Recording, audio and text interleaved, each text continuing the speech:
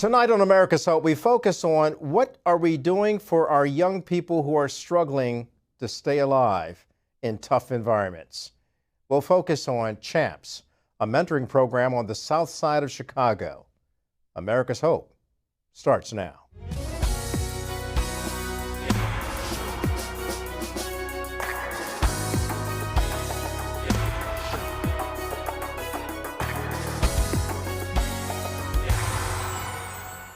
From the NTD Global Headquarters in New York, I'm Kelly Wright, and this is America's Hope. Good evening. Thank you for joining us this hour. As always, we like to say that we hope that you're safe and well, taking care of yourself and your family because you matter. You know what else matters to our families? Our children. And some of our children are being lost to things like drugs and fentanyl and gun violence. There's a disruption among teenagers today.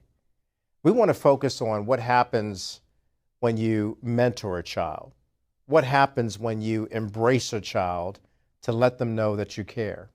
So tonight, we're going to speak to Vondale Singleton. He is the founder of the CHAMPS program, which is an outstanding mentoring program receiving accolades from all over the world.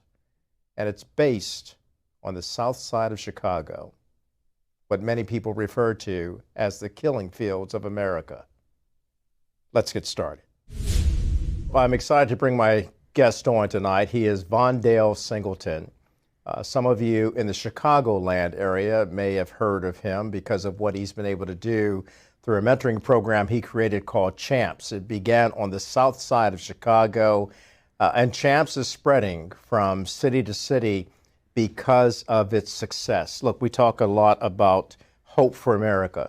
Vondale, who's joining me now, in my opinion, is the epitome of hope in America, and then spreading that hope out even in areas that are often maligned with violence and despair.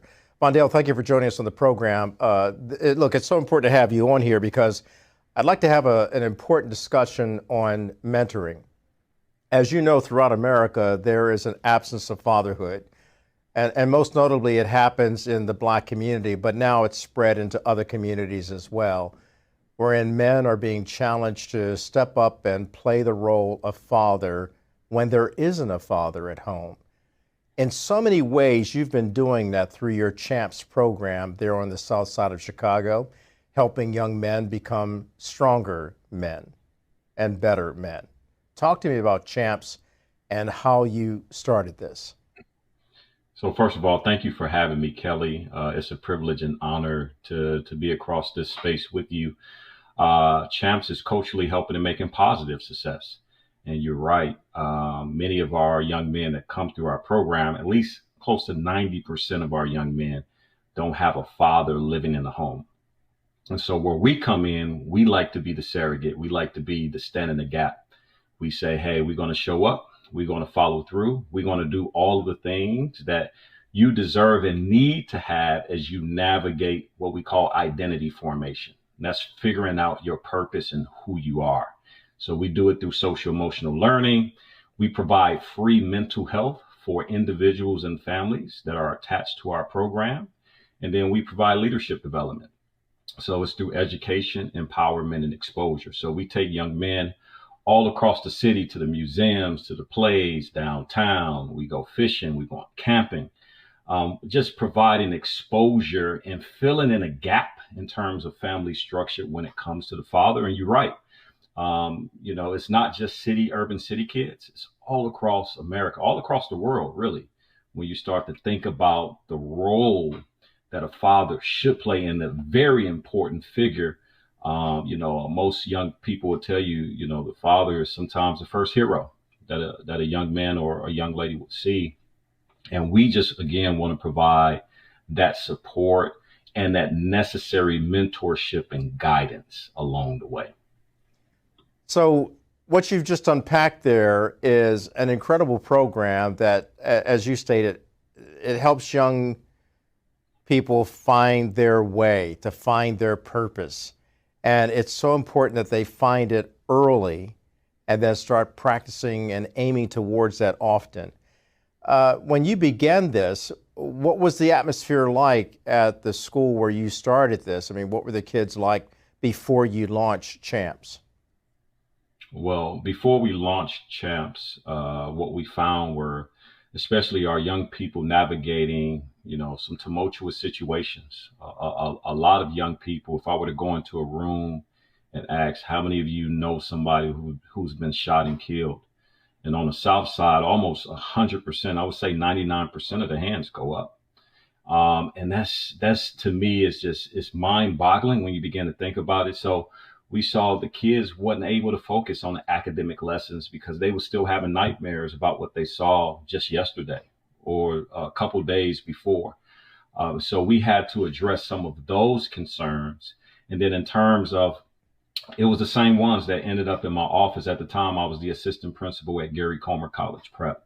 And when I started the program, it was, the same students that ended up in my office. And so I got down to the bottom of it. And it was a father story. I don't know my father. My father's locked up or he's dead. And I said, oh, that's the reason why you're manifesting out negative behavior. So let's get you back on track and let's provide some of that social emotional learning support where we can address some of these deep wounded concerns. And that's why we added the mental health component. So we can provide that level of support from a therapy perspective. Sometimes it's professional help that's needed. We can mentor and we can coach and we can instruct. But we have to get to the root of some of the issues and problems that we're seeing popping up every single day. When kids are being removed from the class and they're not understanding, there's something going on underneath there. And I wanted to get to the bottom of it. So, when we initially started CHAMPS, it was just that. It was to address what academics couldn't do. So let me get this straight then, because you are an academic.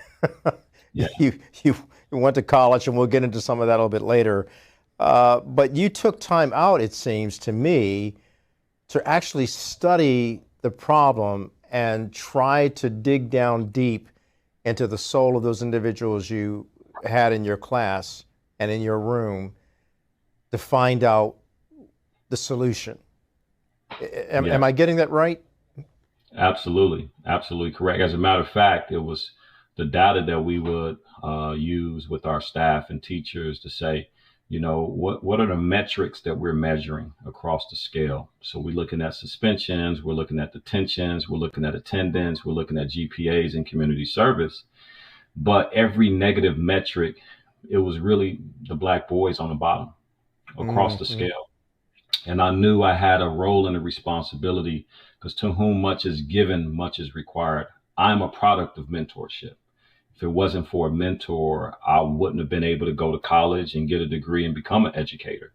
And my mentor told me the same thing I did for you, do for somebody else. So those words really rung in me every time I would look at the data across the scale. And I said, we needed to do something about it beyond, again, academics and instruction. They were getting the highest quality of teachers and educators in the space.